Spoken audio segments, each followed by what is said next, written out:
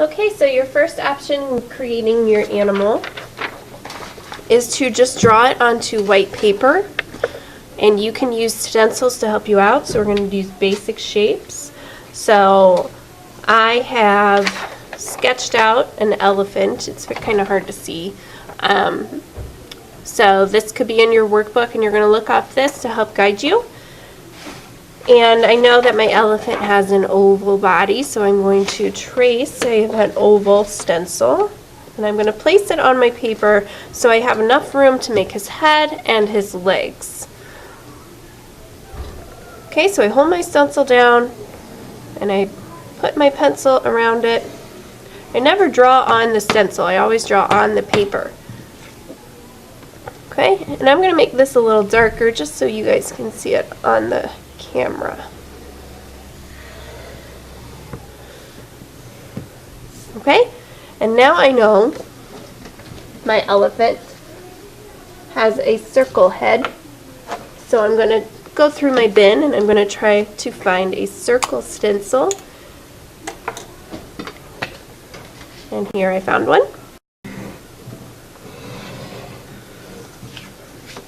Okay, so there's my circle. And what I'm going to do now is I want the head to be in front, so I'm going to erase this line of my oval.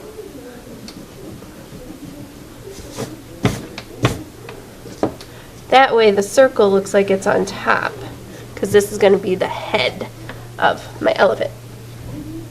Okay? And I know I need some rectangles for my elephant's legs. So I have some rectangles here. If these are not the size that you need, then you can free draw them. So I'm going to just free draw because that's a little too big. So I'm going to free draw a rectangle. And then another one back here. And look how big I'm making these. I'm not making them little scrawny, tiny, skinny rectangles. They're nice and big. And then I'm going to make the other legs that are behind that are going to look a little shorter because they're on the other side of Mr. Elephant. Okay? And then for the tail, I'm going to just give a skinny rectangle back there. Okay? So any shape that you don't see to help guide you, you can draw yourself. Please make sure you're just making it a shape though. So it has to be a triangle, a rectangle, a circle, a square. It cannot just be anything you want to draw. We're creating it out of shapes. Okay, so I'm going to draw the circles for my elephant's eyes.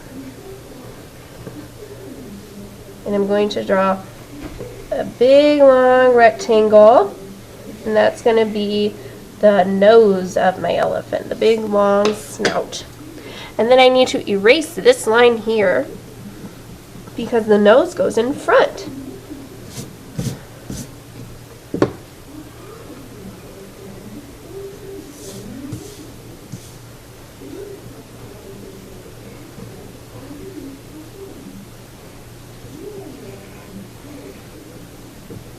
There's its tusks. And then, so you can see I can't even see it anymore. Okay? So here is my elephant if I want to draw it on paper. Alright, so I have finished drawing my elephant out of shapes, and right now I'm taking a Sharpie and I'm outlining on my pencil marks. So those lines can appear nice and dark once I paint on top of them. So now I'm going to go back and taking my big eraser and I'm erasing the pencil. I don't want to see the pencil anymore. So I try my best to get rid of it. And then you can paint this in using watercolor paints. So watercolors come in this tray. Now, depending on the animal that you choose, it's going to be a different color, okay? So mine is an elephant. Elephants are typically gray, so I'm going to paint mine gray, but you could have chose a type of blue kind of bird, and you would use blue, okay? So you don't have to use the same colors I'm using. To use watercolor paints, you need a bucket of water and a paintbrush. You cannot use these unless your paintbrush is wet. It will not work. So if you just put a dry brush and a dry paint, nothing's going to happen. So I'm going to get my brush wet. And I don't have gray in my colors, but I do have black. So I'm going to take black, and you can turn black into a gray as long as you don't get too much paint on your brush. So on my brush, I have a bit more water than I do paint. And that's how I can have a nice gray. And I'm just going to paint my entire elephant. An elephant is usually one color. I'm not going to paint his tusks because I'm just going to leave those white. So let me show you what it would look like if I had more paint on my brush and less water.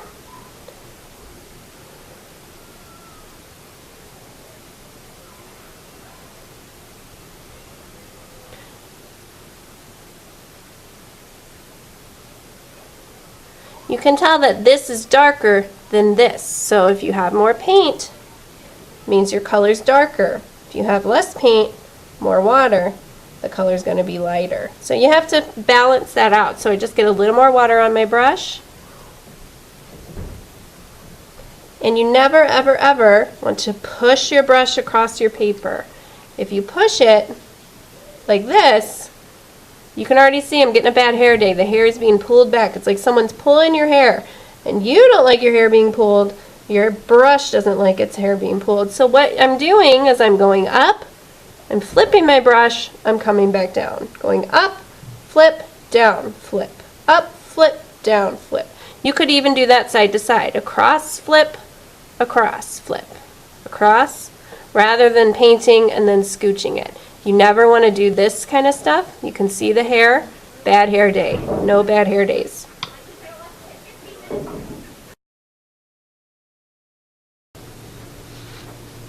Okay, your other option is to create an animal out of shapes, but this time you can cut it out of paper instead of just drawing it on paper. So here's my elephant that I drew.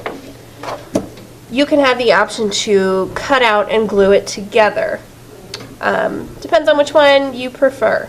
So you can use the stencils to help you. You're going to need to know what color you need your animal, so you know what color paper to pick out.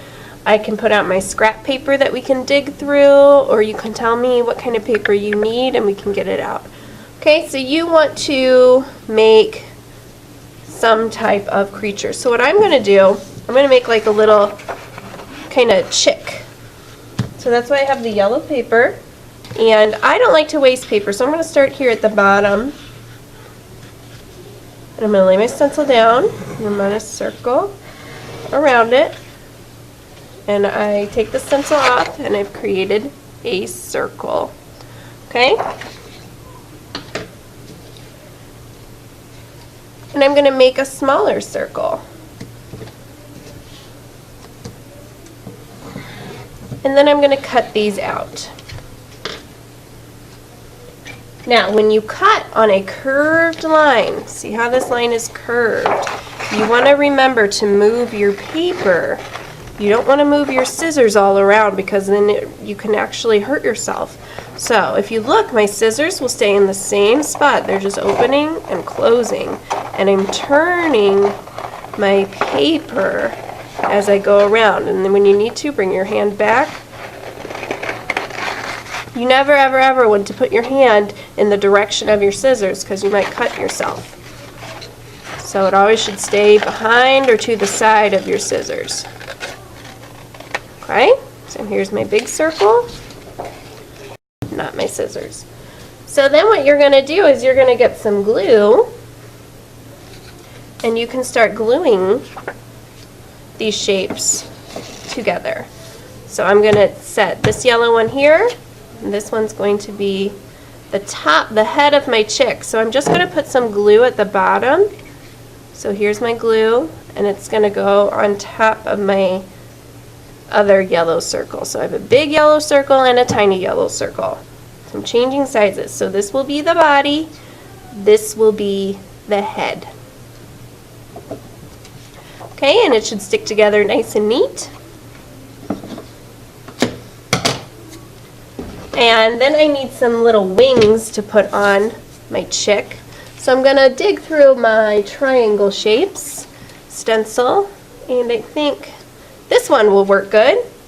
So I'm just gonna trace this, and I'm gonna line this up actually with the corner, so I just have to make this line, and I know I can trace that.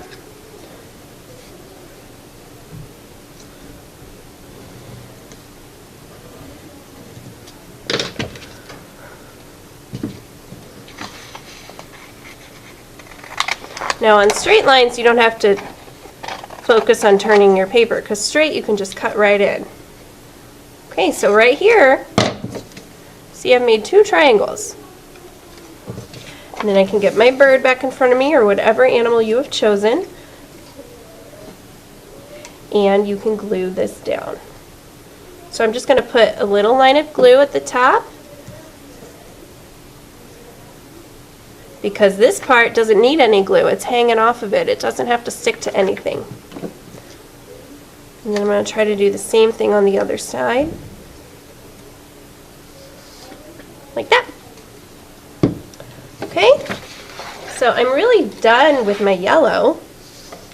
And now I'm going to switch colors, and I'm going to get white.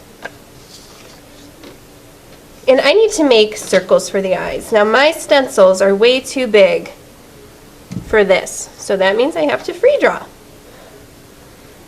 1 circle, 2 circles. Remember, when you're cutting a curved line, turn your paper, not your scissors. So,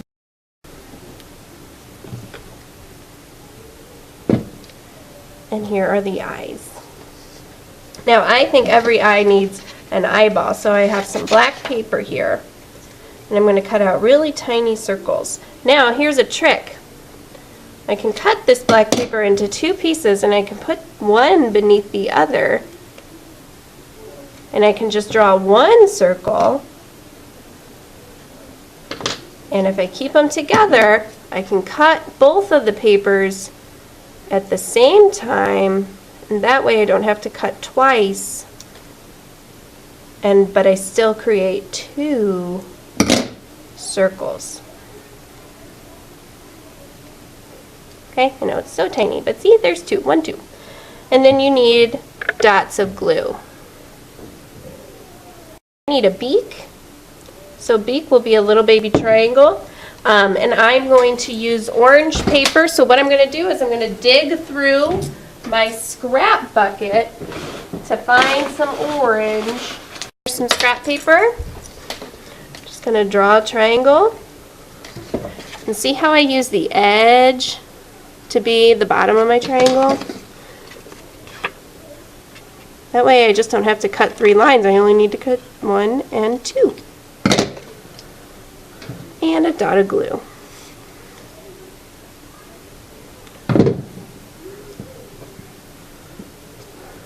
Okay, so here's my chick, made out of shapes. Once your paint is all dry, you are going to want to take your scissors and you are going to cut out your animal. And the goal is you want to stay on the lines as best that you can. And I don't want to see any of the paper. I just want to see the animal. So you might have to turn your paper. And it's easy to cut off big chunks so they're out of your way.